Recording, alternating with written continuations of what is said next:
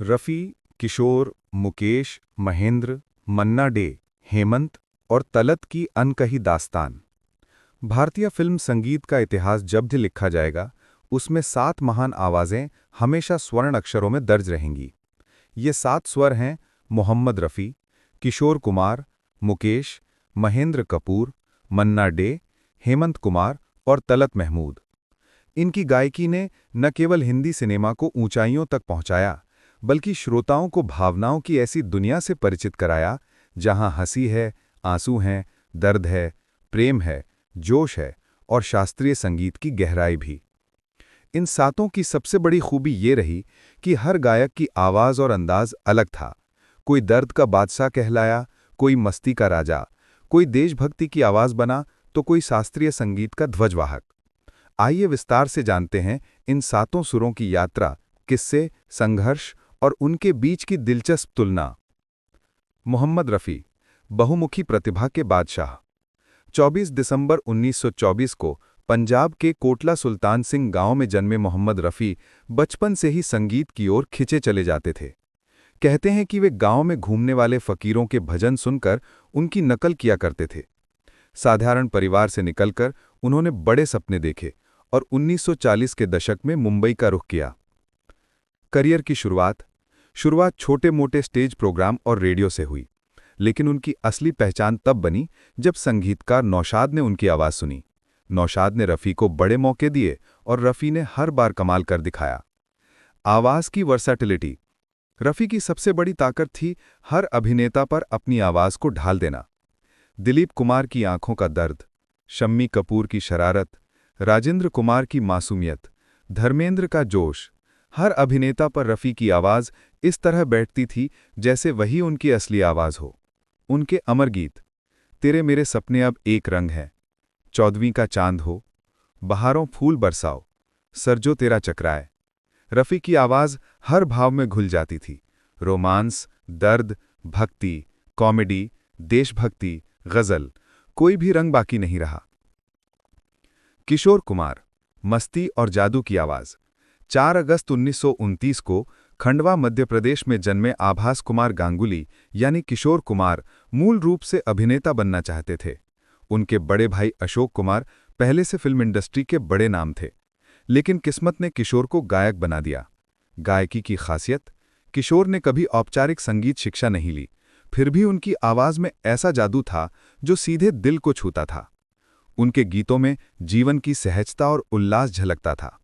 Romantic गीतों में मिठास, कॉमिक गीतों में मस्ती, गम भरे गीतों में भी गहराई। स्वर्णिम दौर, 70 और 80 का दशक किशोर का स्वर्ण युग रहा। वे राजेश खन्ना और अमिताभ बच्चन जैसे सुपरस्टार्स की आवाज़ बन गए। रूप तेरा मस्ताना, जिंदगी एक सफ़र है सुहाना, मेरे सपनों की रानी जैसे गीत आज भी हर दिल में बसे हैं। किशोर के बारे में कहा जाता है, वे गायक नहीं, एक अनुभव थे। मुकेश, दर्द और सादगी की आवाज़। 22 जुलाई 1923 को दिल्ली में जन्मे मुकेश चंद्र माथुर हिंदी सिनेमा में दर्द की आवाज़ कहे जाते हैं। करियर की शुरुआत, मुकेश को अभिनेता मोतीलाल ने मुंबई बुलाया और फिल्मों में अवसर दिलाया। उनकी पहचान हमेशा राज कपूर से जुड़ी रही। खास अंदाज, जब राज कपूर पर फिल्माए गाने मुकेश गाते थे तो लगता था मानो राज कपूर खुद गा रहे हों। यही वजह थी कि मुकेश की आवाज़ को राज कपूर की आत्मा कहा जाता था। यादगार गीत, जीना यहाँ मरना यहाँ, कभी कभी मेरे दिल में, दोस्त दोस्त ना रहा। उनकी आवाज़ में मासूमियत और दर्द की गहराई थी जो श्रोताओं के दिलों को पिघला देती थी। महेंद्र कपूर, देशभक्ति और जोश की आवाज़। 9 जनवरी 1934 को अमृतसर में जन्मे महेंद्र कपूर ने 1957 में all India radio music contest जीतकर अपने करियर की शुरुआत की। खासियत, वे मोहम्मद रफ़ी से प्रभावित थे, लेकिन धीरे धीरे अपनी अलग पहचान बनाई।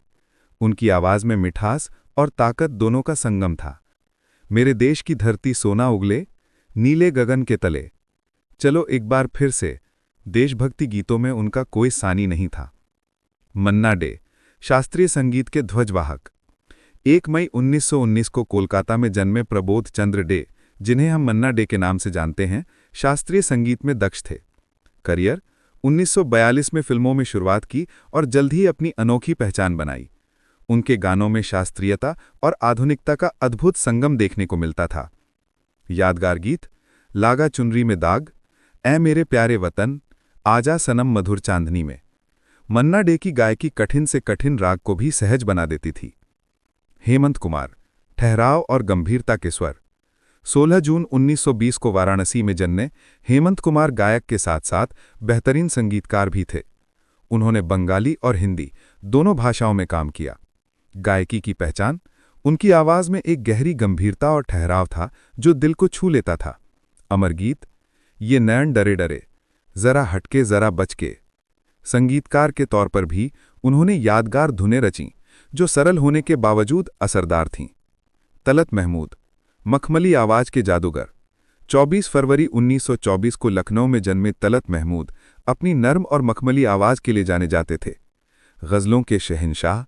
1940 और 50 के दशक में जब गज़लों का दौर था, तब तलत ने अपनी जगह बनाई। उनकी आवाज सुनते ही श्रोता गहरे ख्यालों में खो जाते थे।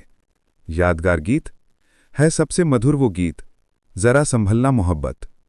उनकी कोमल आवाज गज़ल और रोमांटिक गीतों के लिए एकदम परफेक्ट थी। सातों का आपसी संगम और तुलना। रफ़ी, हर रंग के गायक, वर्सिटिलिटी का दूसरा नाम। किशोर, मस्ती और ऊर्जा के प्रतीक। मुकेश, दर्द और सादगी की आवाज। महेंद्र कपूर, देशभक्ति की अनोखी मिसाल। मन्ना डे, शास्त्रीय संगीत के उस्ताद। हेमंत कुमार, गंभीरता और धुनों के जादूगर। तलत महमूद, गज़लों के शहंशाह।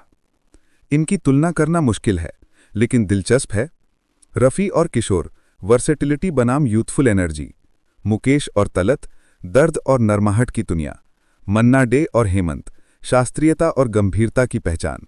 महेंद्र कपूर, देशभक्ति की अनोखी मिसाल। निजी जीवन और संघर्ष। हर गायक ने अपनी निजी जिंदगी में संघर्ष खेले। रफ़ी को शुरुआती दिनों में आर्थिक कठिनाइयां थीं। किशोर की निजी जिंदगी उतनी ही रंगीन और विवादित रही जितनी उनकी आवाज। मुकेश ने आर्थिक तंगी और असफलता देखी। महेंद्र कपूर को हमेशा रफ़ी से तुलना झेलनी पड़ी। मन्ना डे को जीवन के अंतिम समय में उपेक्षा मिली। हेमंत कुमार और तलत महमूद भी आखिरी वर्षों में गुमनामी का हिस्सा बने। विरासत और आज का महत्व।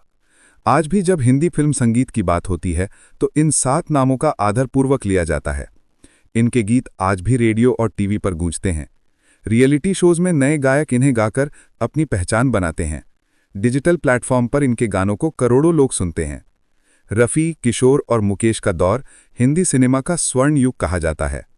मन्ना डे, हेमंत कुमार और तलत महमूद ने संगीत को गहराई दी। महेंद्र कपूर ने देशभक्ति गीतों में अमिट छाप छोड़ी। निष्कर्ष, ये 7 गायक मिलकर हिंदी संगीत के 7 सुरों का अद्भुत संगम है। अलग अलग शैलियां, अलग अलग अंदाज, लेकिन उद्देश्य एक ही, संगीत के जरिए दिलों में जगह बनाना। उनकी आवाजें सिर्फ गाने नहीं, बल्कि जीवन के हर पहलू की झलक हैं। यही वजह है कि समय बीतने के बावजूद इनकी लोकप्रियता बरकरार है और आने वाली पीढ़ियां भी इनके गीतों से प्रेरणा लेती रहेंगी।